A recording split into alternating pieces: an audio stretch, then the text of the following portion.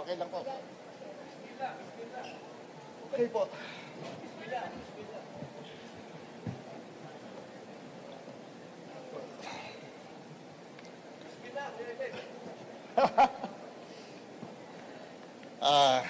Magandang tanghali po sa kanilang lahat.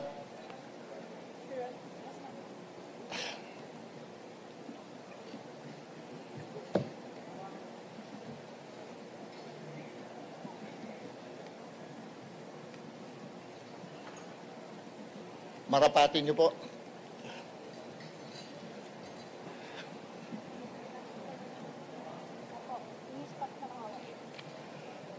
Habang nakatayo ako sa harap ninyo po, isang dedikadong magiging lingkod bayan at nakatuon ako sa pagtugon sa mga pangunahing issue ng humahadlang sa ating mahal na Pilipinas. Ang aking pong plataforma ay nakatuon sa kapayapaan o peace and order. Peace and order po, palalakasin ko ang ating ahensya ng pagpapatupad ng batas upang matiyak ang kaligtasan ng publiko tulad ng pagdadagdag ng budget para sa modernization ng ating mga kapulisan at kasundaluhan.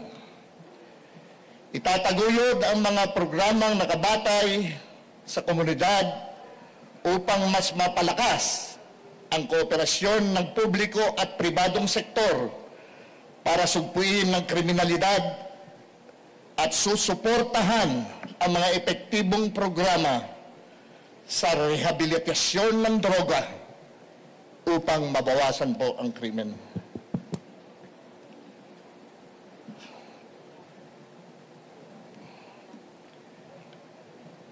Nais ko pong maibalik yung hindi na matatakot ang mga pamilya na nakakasiguro sila na makakauwi ang kanilang mga anak sa kanilang bahay. Na hindi makikidnap, hindi magagahasa, hindi mapapatay. Gusto ko pong siguraduhin na mabawasan kung di man mawala lahat ng mga drug addicts na nagkalat na naman kung saan-saan. Sir, excuse me po. Sir, time is up. 2 minutes na. I-wrap up ko na lang po. Sige po. Thank Okay. you. Yan po ang aking plataforma. Ako po'y naniniwala na marami pa rin pong mga pulis na matitino at huwag nyo lamang hong lalaliman ng inyong mga tanong. Nakaready na ako. Okay, first question. Nico? Yes, Sir Bagsik? Nico. Nico Bagsik. Magandang umaga po, sir. Sir, na-mention niyo po dyan po sa speech niyo na you're in favor of rehabilitation po when it comes to the drug addicts po. Does this mean na you don't agree po with the war on drugs of former President Rodrigo Duterte na libo-libo po yung napatay? Ay, hindi po. Ako po'y naniniwala doon sa ginawa niya kasi nakabuti dito sa atin. Pero ngayon po, ang sa akin naman, bigyan din natin ng pag-asang ma-rehab yung mga addicts. Kasi po, maski na mga addicts yan, meron pa rin pamilyang nagmamahal sa kanila. Bigyan din natin ng pag-asang makabalik sila sa lipunan. Follow-up na lang po, sir. Paano po natin sila mabibigyan ng pagkakataon na makabalik sa lipunan at kailangan rehabilitate kung napatay na po? Wala naman po ako sinasabing papatayan eh. Ang sinabi ko po, hulihin at parehab. Hulihin sila para mabigyan sila ng pag-asa. Kailangan, sa akin ho kasi, ayoko nung hinuli ko, pinatay ko. Ayoko nang ganun. Gusto ko mabigyan sila ng pag-asa. At tingin ko naman po, tama din yun aking sinasabi. Kung mali po, patawarin niyo ako. Yun po. Okay. Sir, magandang umaga po. Yes, sir. Michael Rogas po from Radyo Pilipinas. Binabanggit po ninyo yung mga plataforma kanina. At Isa lang po plataforma ko, Peace and Order. Apo. Sir, bilang po isang artista, meron po ba kayong kakayahan na gumawa po ng isang panukalang batas para ho sa ganun ay ma-draft po at maipasa sa Senado ito po mga binabanggit po ninyong plataforma na ito? Opo. Bakit naman po hindi? Yun nga po ang nakakasakit minsan. Kasi po, ang tingin sa lahat sa amin, kami mga artista lang. Makikipagtulungan naman po siguro ako sa aking mga abogado. Makikipagtulungan naman po ako sa kapulisan. Ideya. Lahat po yan. Hindi ko naman po aakuin lahat siya na gagawin ko na agad na batas. Kailangan po, meron akong oras din na makapag-usap sa kanila para maiayos ko ang dapat maayos. Sir, follow-up question lamang po. Oo. Aside po sa pagiging artista, ano pa ho yung inyong experience na maaari pong maging batayan ng mga botante para po kayo ay iboto?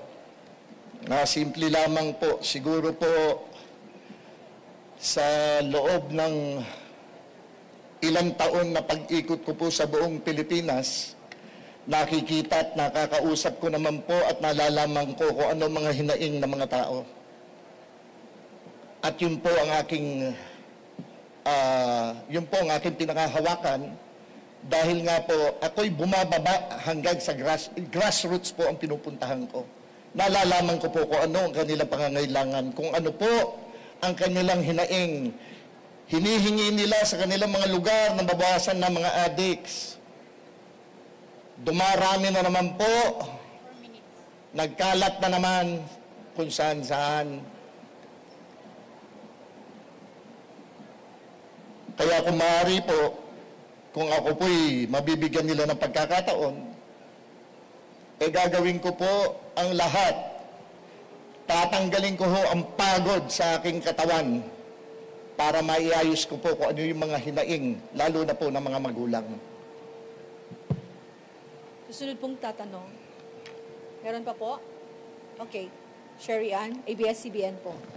Ma'am, Yes, sir. Magandang hapon po. Sir, maliban dun sa gagawin nyo, kung kayo'y mananalo Opo. na senador, sabi niyo nga po, Opo. kukonsulta kayo sa mga abogado, Opo. sa mga pulis. Opo. Pero bago yun, sir, during the campaign, Opo. habang ngayon nanliligaw kayo ng mga botante, ano yung mga paghahanda na ginagawa po ninyo para eventually, dun sa possibility na magiging senador kayo, pagkatapos po ay, syempre, from time to time, natatanong kayo, posibleng maharap kayo sa debate. Ano po yung mga paghahanda po ninyo?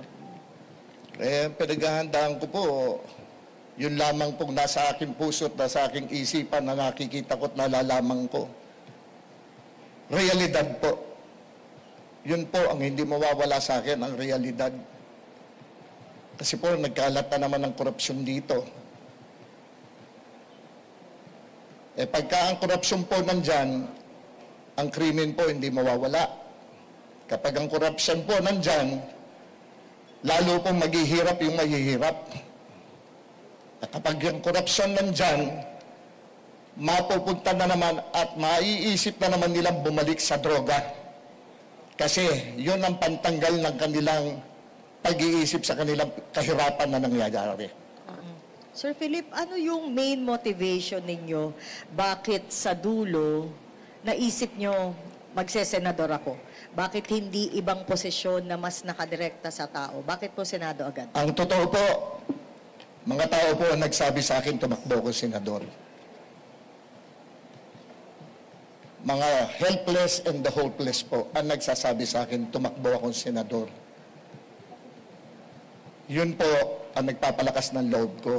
Una, ang ating Panginoon Diyos. Pangalawa, ang mga tao. So, if ever po, kung ano man po mangyari, I will run as a senator.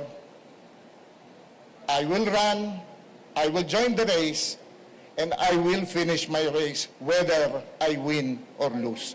Thank you very much. Thank you po. Thank you very much. Thank you po. Time is up na. Nene, last 46. Salamat po, Sige po. sa inyo lahat. Ay, Nene, sorry. There's one more pahabol question, Ay, sir. ma'am.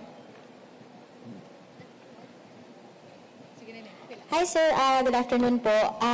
You mentioned sir yung platform on peace and order and you also mentioned yung sa drug rehabilitation. But Opo. what specific bills do you have in mind po sa ngayon? Sa ngayon ho, gusto ko talaga yung sa